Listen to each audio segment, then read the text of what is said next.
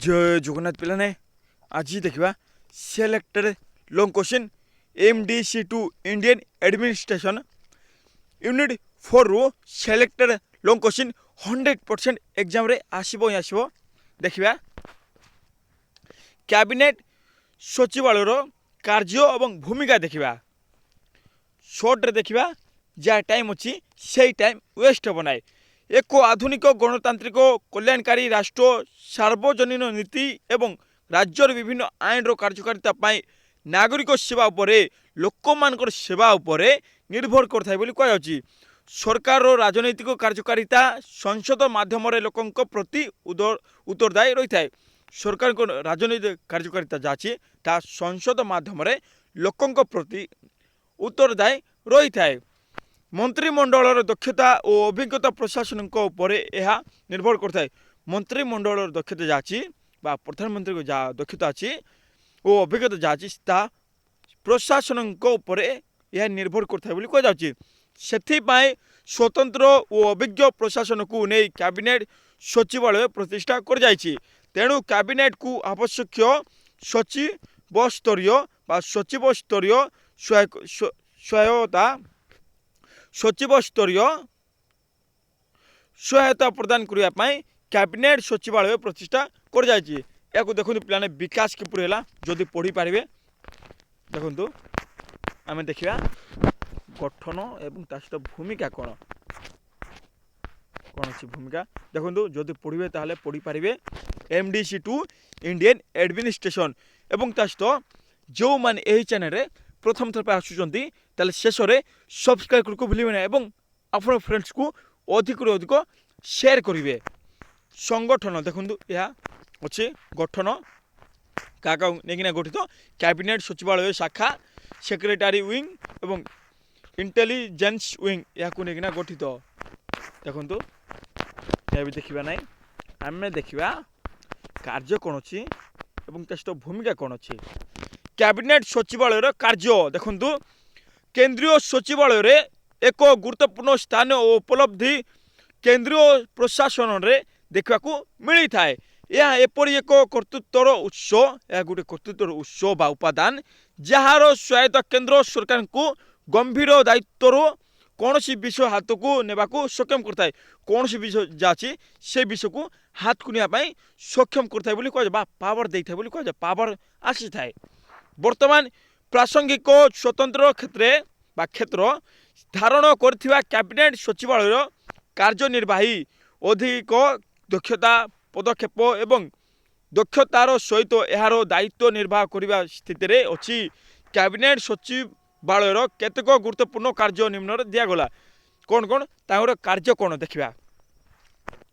Cabinet agent एवं agenda cabinet agenda एवं यार विवरणी प्रस्तुत करवा यार एजेंडा हिसाब से कम करवा यार किसी विवरणी बा तथ्य प्रस्तुत करवा कहुच्छी। यार नथिपत्र को सुरक्षा रखा यार नथिपत्र जाची से सबको सुरक्षा रखा। प्रशासनिक विभाग शासन कर विभाग एवं मंत्रणालय द्वारा कर अग्रगति उपरे नजर रखी कैबिनेट निष्पत्ति को कार्यकारी करवा। मंत्रणालय जाची ता अग्रगति रे नजर रखा आखि रखी देखा नजर रखी देखा और कैबिनेट निष्पत्ति को कार्यकारी करवा। कैबिनेट निष्पत्तिर कार्यकारितार स्थिति जानापी यह कैबिनेट सचिवालय विभिन्न मंत्रणालय मंत्र देखा विभिन्न मंत्रणालय एवं विभाग सूचना मागी थाए जहाँ परवर्ती समय कैबिनेट को पठा जाए।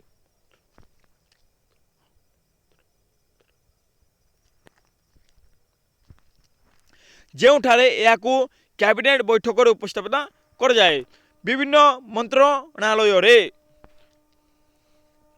ସରକାରଙ୍କ ପ୍ରମୁଖ କାର୍ଯ୍ୟକଳାପ ବିଷୟରେ ରାଷ୍ଟ୍ରପତି ଉପରାଷ୍ଟ୍ରପତି ଓ ମନ୍ତ୍ରୀ ପରିଷଦକୁ ସୂଚନା ଦେବା। ରାଷ୍ଟ୍ରପତି ଉପରାଷ୍ଟ୍ରପତି ମନ୍ତ୍ରୀ ପରିଷଦକୁ ସୂଚନା ଦେବା ବୋଲି କୁହାଯାଉଛି।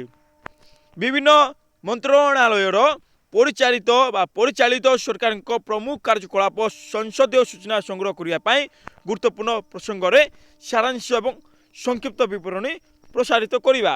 नेक्स्ट कैबिनेट और यार কমিটি গুড়িকর বৈঠকরে বিবরণ প্রস্তুত করা ক্যাবিনেট এবং তা সহ কমিটি যা আছে সেই কমিটির বৈঠকরে কিছু তথ্য প্রস্তুত করা বলে কুযাচ্ছে।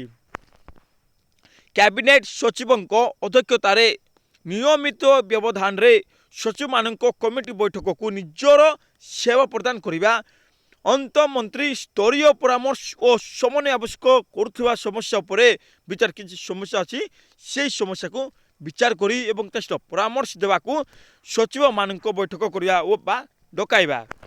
ନେକ୍ସଟ, ରାଷ୍ଟ୍ରପତିଙ୍କ ଦ୍ୱାରା ଅନୁମୋଦିତ ହେବା ପରେ ବ୍ୟବସାୟ ନିମିତ୍ତ ବା ନିୟମ ସ୍ଥିର କରିବା ଏବଂ ପ୍ରଧାନମନ୍ତ୍ରୀଙ୍କ ନିର୍ଦ୍ଦେଶର ଢାଞ୍ଚା ମଧ୍ୟରେ ବିଭିନ୍ନ ମନ୍ତ୍ରଣାଳୟର ଏବଂ ବିଭାଗ ମଧ୍ୟରେ ଭାରତ ସରକାରଙ୍କ କାର୍ଯ୍ୟକୁ ପୁନଃ ଆବଣ୍ଟନ କରିବା, ଆଉ ଥରେ ବାଣ୍ଟିବା।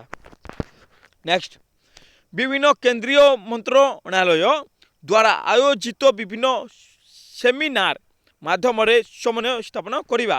ନେକ୍ସଟ, ରାଜ୍ୟ ସରକାର ଏବଂ କେନ୍ଦ୍ରୀୟ କ୍ୟାବିନେଟ୍ ମଧ୍ୟରେ ସମ୍ପର୍କ ଏଜେନ୍ସି ଭାବେ କାର୍ଯ୍ୟ କରିବା। ଏବେ ଦେଖିବା କ୍ୟାବିନେଟ୍ ସଚିବଙ୍କ ଭୂମିକା କ'ଣ ଅଛି।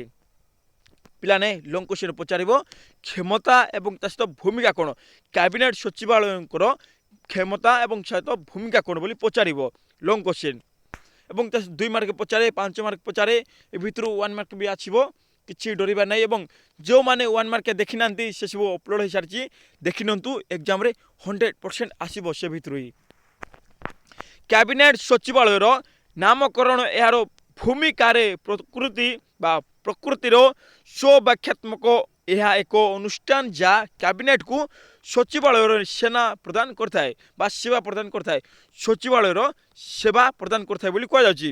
କ୍ୟାବିନେଟ୍ ସଚିବାଳୟର ଭୂମିକାକୁ କ୍ୟାବିନେଟ୍ ଗୁଡ଼ିକର ନ୍ୟାୟିକ ଉପାଦାନ ଗୁଡ଼ିକ ସୂଚିତ କରି ବ୍ୟାଖ୍ୟା କରାଯାଇପାରେ ବୋଲି କୁହାଯାଉଛି। ଯଥା ଦେଖିବା ଗୋଟେ ଗୋଟେ,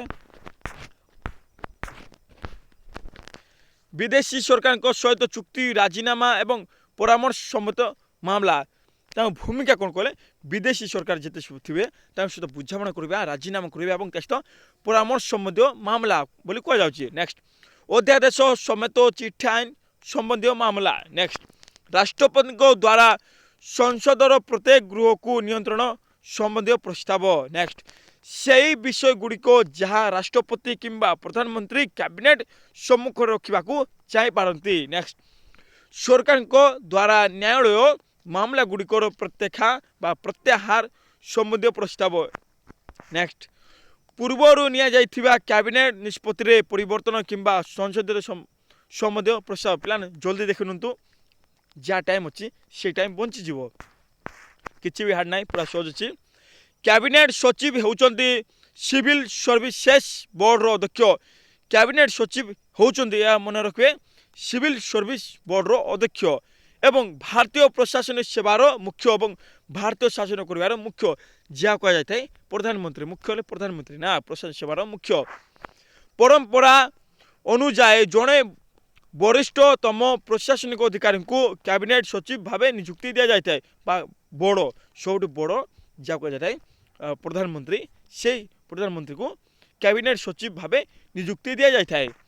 ସେ ଭାରତୀୟ ପ୍ରଶାସନିକ ସେବାର ସଦସ୍ୟ ଓ ଏହି ପଦବୀର କାର୍ଯ୍ୟକାଳ ସାଧାରଣତଃ 2 ରୁ 3 ବର୍ଷ ହୋଇଥାଏ। ଯଦିଓ ଏ ପର୍ଯ୍ୟନ୍ତ କାର୍ଯ୍ୟକାଳର ନିର୍ଦ୍ଦିଷ୍ଟ ସୀମା ଲିଖିତ ଭାବେ ରହିନାହିଁ, ଭାରତ କ୍ୟାବିନେଟ୍ ସଚିବଙ୍କ ହାରାହାରି କାର୍ଯ୍ୟକାଳ 3 ବର୍ଷରୁ ଅଧିକ ନୁହେଁ। କାର୍ଯ୍ୟ ବା କ୍ୟାବିନେଟ୍ ସଚିବ ସିଧାସଳଖ ପ୍ରଧାନମନ୍ତ୍ରୀଙ୍କ ନିକଟରେ, କ୍ୟାବିନେଟ୍ ସଚିବ ଯେ ଥିବେ ତାଙ୍କେ ସିଧାସଳଖ ହିସାବରେ ଯାଇକିନା ପ୍ରଧାନମନ୍ତ୍ରୀ ଯେ ଥିବେ ତାଙ୍କ ସହିତ ବା ତାଙ୍କ ନିକଟରେ ଉତ୍ତରଦାୟୀ ଏବଂ ସମସ୍ତ ପ୍ରସଙ୍ଗରେ ପ୍ରଧାନମନ୍ତ୍ରୀଙ୍କୁ ଅବଗତ ବା ରିପୋର୍ଟ କରନ୍ତି। ଯେତେ ସବୁ ରିପୋର୍ଟ ହେଲା ସେଇ ରିପୋର୍ଟ ନେଇକିନା ସବୁ ସିଧାସଳଖ ଭାବରେ ଯାଇକିନା ପ୍ରଧାନମନ୍ତ୍ରୀ ନିକଟରେ ଦେଇଦିଏ ବୋଲି କୁହାଯାଉଛି। କ୍ୟାବିନେଟ୍ ସଚିବଙ୍କ ତଳେ କ୍ୟାବିନେଟ୍ ସଚିବାଳୟରେ ଅନ୍ୟ 3 ଜଣ ସଚିବ ଅଛନ୍ତି। ସେମାନେ ଯଥାକ୍ରମେ 3ଟି ୱିଙ୍ଗର ନେତୃତ୍ୱ ନିଅନ୍ତି। ସୁରକ୍ଷା, ସମନ୍ୱୟ ଓ ରାଜନୈତିକ ସଚିବମାନଙ୍କ ତଳେ ଅନେକ ଅତିରିକ୍ତ ସଚିବ, ଯୁଗ୍ମ ସଚିବ, ନିର୍ଦ୍ଦେଶକ, ଉପସଚିବ ଓ ଅଣ୍ଡର ସେକ୍ରେଟାରୀ ଅଛନ୍ତି। ଏହା କ'ଣ ଅଛି କହିଲେ, ସଚିବମାନଙ୍କ ତଳେ ପିଲାମାନେ ଅନେକ ଅତିରିକ୍ତ ସଚିବ ଏବଂ ତା ସହିତ ଯୁଗ୍ମ ସଚିବ ଏବଂ ତା ସହିତ ନିର୍ଦ୍ଦେଶକ ଉପ ସଚିବ ଏବଂ ତା ସହିତ ଅଣ୍ଡର ସେକ୍ରେଟାରୀ ଅଛନ୍ତି ବୋଲି କୁହାଯାଉଛି। ଏହା ବ୍ୟତୀତ ବିଜ୍ଞାନ ଏବଂ ପ୍ରଯୁକ୍ତି ବିଦ୍ୟା ଶ୍ରେଣୀରେ ପ୍ରଧାନମନ୍ତ୍ରୀଙ୍କ ସହ 2 ଜଣ ପରାମର୍ଶଦାତା ଅଛନ୍ତି। ଦେଖନ୍ତୁ ଏହା ବି ପଢ଼ିପାରିବେ। ସରିଲା। ଏହା ଥିଲା ପିଲାମାନେ selected long question MDC2 Indian administration unit 4ରୁ 2ଟା ଲଙ୍ଗ୍ କୋଶ୍ଚିନ୍ ମାତ୍ର ପଢ଼ନ୍ତୁ। ପୁରା ଆରାମରେ ଏକ୍ଜାମ୍ରେ ଦେଖା ପାଇବେ। ଯେଉଁମାନଙ୍କର ଏକ୍ଜାମ୍ କାଲି ଅଛି ବିକ୍ରମ ଦେବ ୟୁନିଭର୍ସିଟି ଯେଉଁମାନେ ଅଣ୍ଡର ଯାଉଛନ୍ତି ସେମାନଙ୍କ ପାଇଁ ଏବଂ ତା ସହିତ ଯେଉଁମାନଙ୍କର ଆଗାମୀ ଦିନରେ ଏକ୍ଜାମ୍ ଅଛି ସେମାନେ ପଢ଼ି ନିଅନ୍ତୁ। ଆପଣଙ୍କର ଏକ୍ଜାମ୍ ବେଷ୍ଟ ଟୁ ବେଷ୍ଟ ହେବ। ଏବଂ ତା ସହିତ ଯେଉଁମାନେ ଏହି ଚ୍ୟାନେଲରେ ପ୍ରଥମ ଥର ପାଇଁ ଆସୁଛନ୍ତି ତାହେଲେ ଶେଷରେ ସବସ୍କ୍ରାଇବ୍ କରିବାକୁ ଭୁଲିବେ ନାହିଁ। ଜୟ ଜଗନ୍ନାଥ।